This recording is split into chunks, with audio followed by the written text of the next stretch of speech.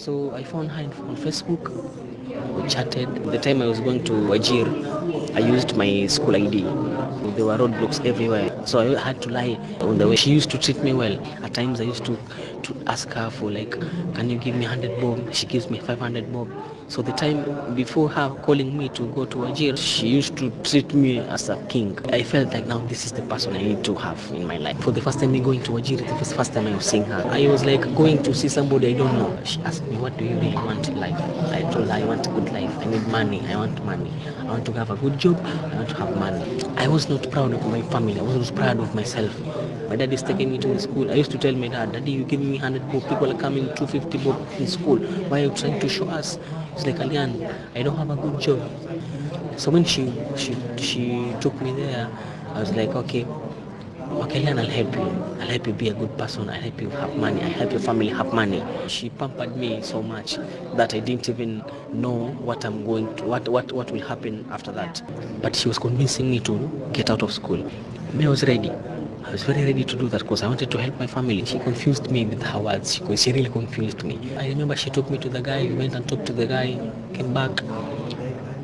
For the second time, we went again. We talked to the guy. Came back. I stayed there for six days. I left. He didn't know that I was leaving. The hotel where I was living, there's a guy who was living there who was the caretaker. He knocked, came in. You have an ID? I don't have an ID. Then why are you here?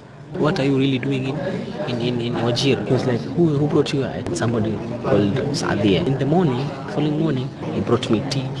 He started telling me things that, okay, this lady, I know her. I know the family, I know the husband. He showed me pictures of her being arrested, of her being with the guy. The husband was said to be an Al-Shabaab, and she is believed to be in connecting people to go to Somalia. So I got worried. I was like, what? I didn't have money. So he paid for my bus from Wajir to Nairobi. Then from Wajir Nairobi to Mombasa, I called my dad. He told me that I'll pay for you, but you go to Nairobi and you know what to do from there. To be violent doesn't mean you have to be in a gang. Doesn't mean you have to be Al-Shabaab. Doesn't mean you have to be anything else. But it's more of politics. It's more of tribal issues. These politicians, they'll come to televisions and start abusing each one another. Once I'm feeling bitter, I'll never think of anything else like but to hate. And now they're hugging.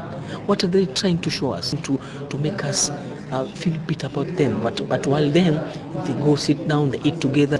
But for we as the community, they're creating something out of us. Once you hate your fellow Kenyan, that's hate, which means you have that thing that makes you feel hatred about the other person. So once two people hate each other, it will reach a point where you'll start wanting to go fight. I choose red, black, green and white as a symbol of Kenya. Blue for the feeling of wanting to be good people. I used red to show how bitter people are in the community. Black showing that people don't have a choice. You don't have freedom of movement. You can't move.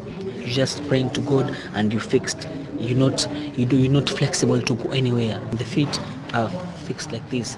You don't have any right to do anything. You're blocked. By the drawings, I've come to learn that I go through a lot and I have to do something about it so that I can be able to help others. You solve yourself first, then you go to help other people.